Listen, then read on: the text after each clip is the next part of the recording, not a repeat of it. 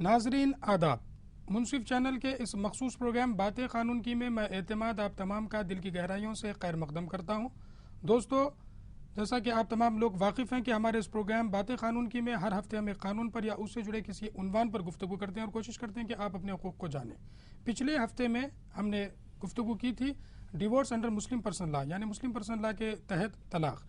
आज भी हम इसी उन्वान पर गुफ्तगू करेंगे और इस पर गुफ्तगू करने के लिए आज हमने अपने स्टूडियो में फिर से ज़हमत दी है एक सीनियर और काबिल एडवोकेट साहब जो ना ही हिंदुस्तान में बल्कि बैनुल अक़वामी सतह पर भी शोहरत रखते हैं। मैं बात कर रहा हूँ उस्मान शहीद एडवोकेट साहब की, जो तकरीबन 4 दहाकों से कानून और माशरे की खिदमत कर रहे हैं। बहैसियत public prosecutor high court of Andhra Pradesh ने 2 टर्म्स बखूबी मुकम्मिल किए।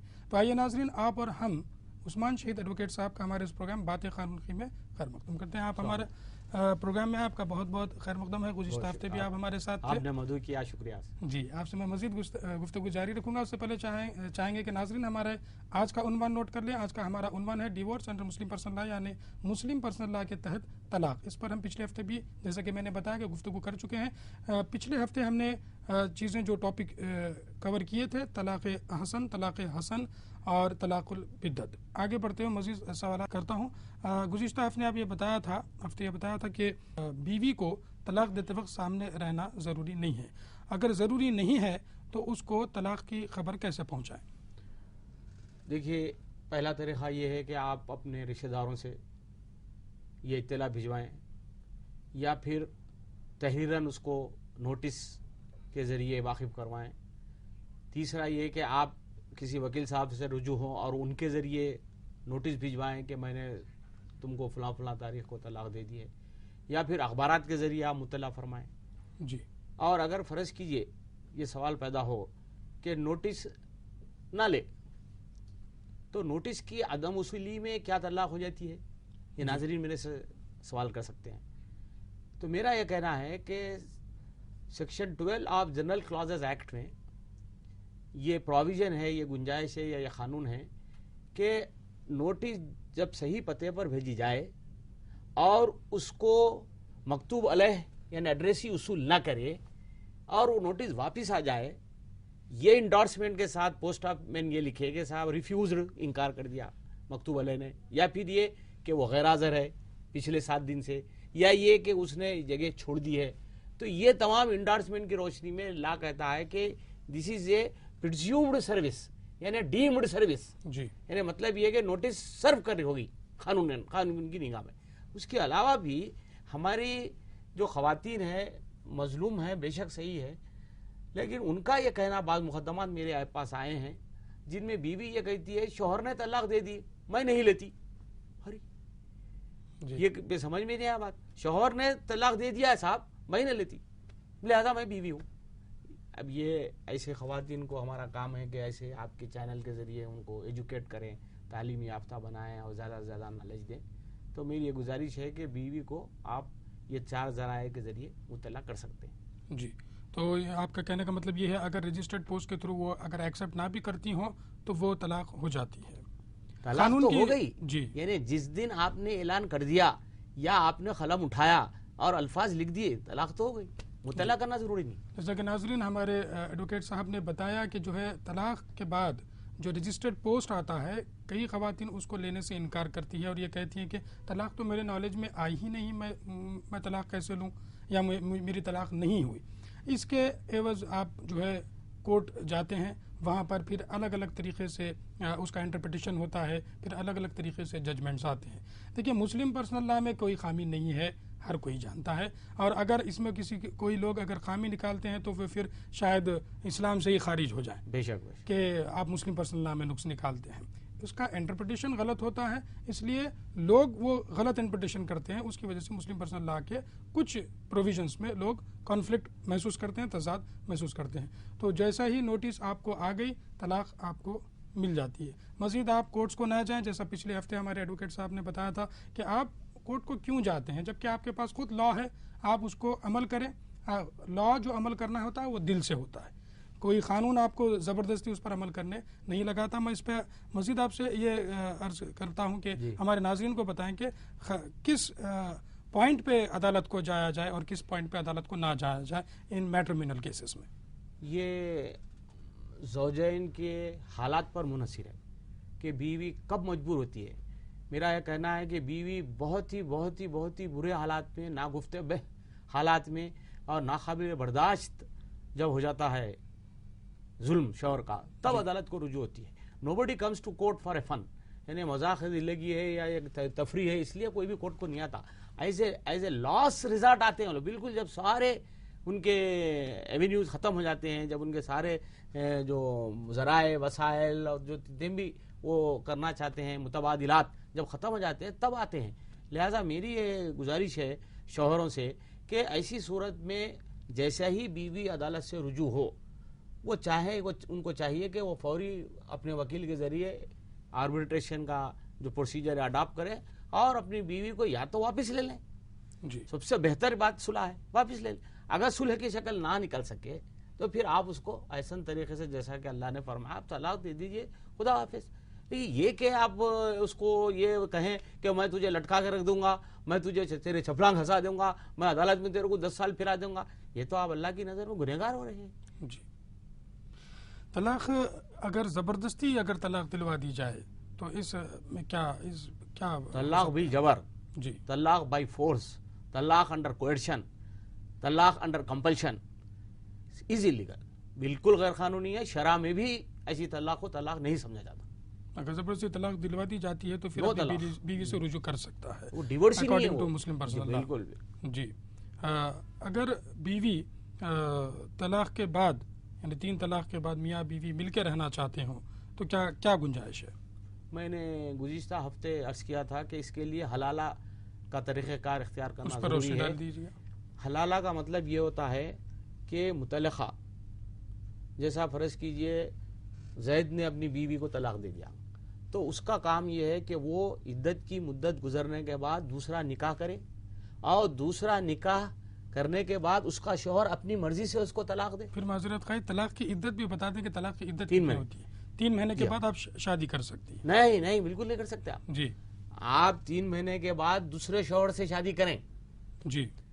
اب وہ دوسرا شوہر اپنی مرضی سے آپ کو چھوڑے، یہ نہیں کہ آپس میں آپ نے ایک جھوٹا یا ڈرامہ کر لیا ہے کہ صاحب میں آپ سے ایسا کروں گی، آپ ایسا مجھے کریے، ایسا نہیں ہے. انہوں اپنی مرضی سے طلاق دے، پھر 3 مہینے عدت کی گزارے آپ، پھر اس کے بعد شوہر سے رجوع. یہ بہت بڑی سزا ہے شوہر کے لیے جو طلاق دیتا ہے. کیونکہ کوئی بھی شخص، کوئی بھی مسلمان باضمیر یہ برداشت ہی نہیں کر سکتا کہ اس کی بیوی کسی کے ساتھ ہم بستر ہو کے واپس آئے. بے شک. اسی لیے گزارش ہے کہ آپ طلاق نہ دیں.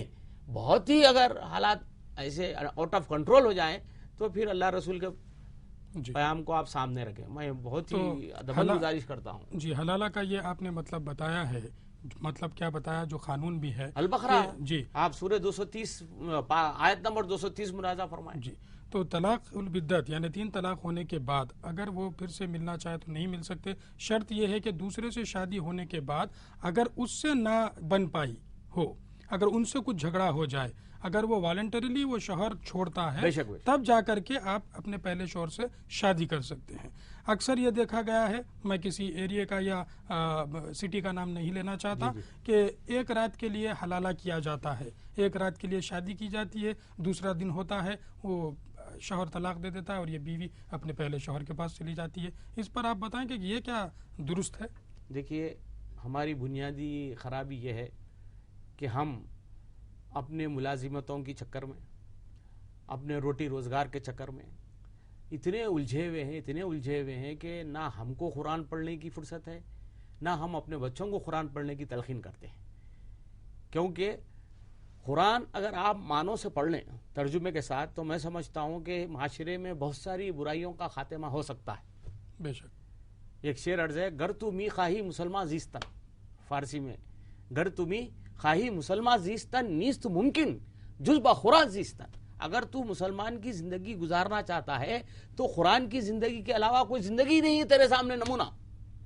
تو قرآن میں جو ذکر ہے اس پہ آپ عمل کریں کہ صاحب میرے مسئلے کا حل قرآن میں ہے یا نہیں ہے.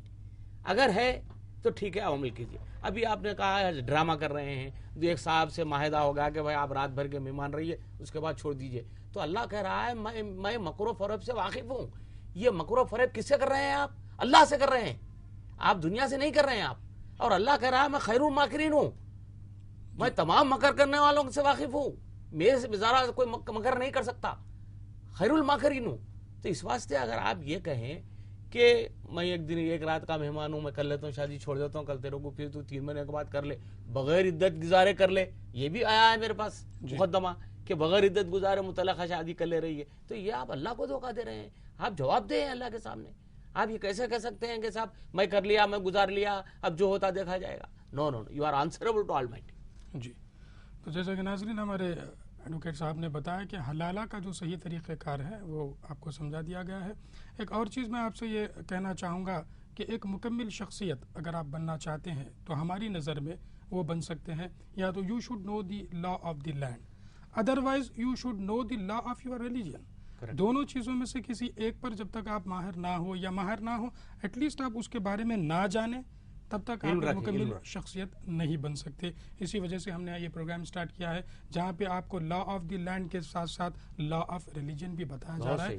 پلیز اس پر عمل کیجئے, ان تمام چیزوں کو عمل کیجئے. کئی چینلز میں آپ کو قانون سے ریلیٹڈ کئی پروگرامز ڈراماٹائزڈ وے میں بتایا جا رہے ہیں, لیکن یہاں خالص آپ کے سامنے بڑے بڑے مشہور قانون دان جو ہندوستان کے ہیں آپ کے سامنے ہم نے لا کر بٹھائے ہیں, اور وہ آپ کے سامنے لا آف دی لینڈ کے ساتھ ساتھ لا آف دی ریلیجن بھی بتا رہے ہیں. مسلم پرسنل لا کے ساتھ ساتھ اب ہندو پرسنل لا پر بھی پروگرامز کرنے والے ہیں.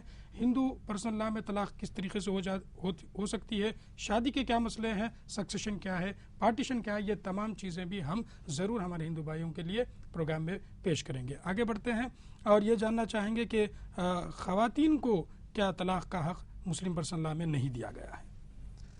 میں نے گزشتہ ہفتے آپ سے گفتگو کرتے ہوئے ناظرین کو یہ بتایا تھا کہ شرع میں سوائے شوہر کے کسی کو بھی طلاق دینے کا حق نہیں ہے, الا اس کے کہ شوہر نے تفویض کے ذریعے کسی اپنے رشتہ دار کو یا خود بیوی کو حق دے دیا ہو طلاق کا. اس کو طلاق تفویض کہتے ہیں. ابھی ایک نیا عنوان اگر آپ اجازت دیں. بالکل, طلاق تفویض کا مطلب یہ ہوا کہ شوہر اپنی بیوی کو لکھ کر دے دیتا ہے کہ اگر میں یہ بات پر عمل نہ کروں, یا جب تم چاہو, اگر تم مجھ سے ناراض ہو یا کسی وجہ سے ناپسند کرتے ہو کسی بنا پر, تو آپ طلاق لے سکتی ہے. تو بیوی طلاق لے سکتی ہے بغیر شوہر کے مرضی کے, اور اس کو اطلاع دیے بغیر, اس کی کسی قسم کی مرضی حاصل کیے بغیر. دیٹ از کالڈ طلاق تفویض. ڈیلیگیٹڈ پاورز کہتے ہیں اس کو. ہم نے پاور آپ کو ڈیلیگیٹ کر دیا ہے. شوہر بھی اگر چاہے تو اپنے ماموں, خالو, والد یا کسی کو بھی پاور دے سکتا ہے کہ صاحب آپ اگر کچھ ہو تو میری طرف سے آپ میری بیوی کو طلاق دے دیجیے. یہ طلاق تفویض ہے. تو اس لیے آپ یہ حالات میں, جیسا کہ ابھی آپ نے کہا کہ صاحب بیوی کو طلاق لینے کا کب حق ہے, تو بیوی کو طلاق لینے کا حق ہے. ایک تو ہے سب سے پہلے لیان. لیان کا مطلب یہ ہوتا ہے کہ اگر آپ نے عورت پر بد کرداری کا الزام لگایا, آوارہ گردی کا الزام لگایا, یا اس کو فاحشہ کہا اور حقیقت میں وہ نہیں ہے, تو اس گراؤنڈ پر بیوی عدالت سے رجوع ہو سکتی ہے. ایک صورتحال یہ ہے کہ اگر شوہر صاحب 4 سال سے مسلسل غیر حاضر ہیں, گمشدہ ہیں, ان کا عطا پتہ نہیں ہے, وہ بیوی کے کانٹیکٹ میں نہیں ہے, ایسی صورت میں بھی عدالت سے رجوع ہو کر, میرے الفاظ پہ آپ غور کیجیے, عدالت سے رجوع ہو کر بیوی طلاق لے سکتی ہے. اور ایک صورتحال یہ ہے کہ اگر فرض کیجئے شوہر کو سزا ہو گئی کسی مقدمے میں, اور سزا کا جو تعین کیا گیا ہے وہ 7 سال ہے یا 7 سال سے زیادہ, if he is imprisonment for a period of 7 years or for a period of more than 7 years, اور جب تک کہ اس کا سینٹنس کنفرم نہ ہو جائے, آپ بھی وکیل صاحب ہیں, اچھی طرح واقف ہیں کہ unless the sentence is confirmed by the highest court of the land, جیسا سپریم کورٹ تک اگر مقدمہ شوہر لڑتا ہے اور ہار جاتا ہے سزا, تب بھی بیوی پھر عدالت میں رجوع ہو اور یہ کہے کہ صاحب میرے شوہر کو سزا ہو گئی ہے, ایسا ہے, یہ گراؤنڈز پہ آپ طلاق لے سکتے ہیں. اس کے علاوہ مار پیٹ, ظلم, زیادتی, یہ گراؤنڈز بھی resolution of Muslim marriage act کے سیکشن 2 کے تحت ایک وجہ ہے طلاق حاصل کرنے کی. جی, تو کئی ساری وجوہات resolution of Muslim marriage act میں خواتین کو دی گئی ہے جس پہ آپ عدالت سے رجوع ہو کر طلاق کے لیے اپلائی کر سکتے ہیں. مزید اس پر ہم گفتگو جاری رکھیں گے. ابھی آپ نے یہ جانا کہ طلاق تفویض کیا ہے,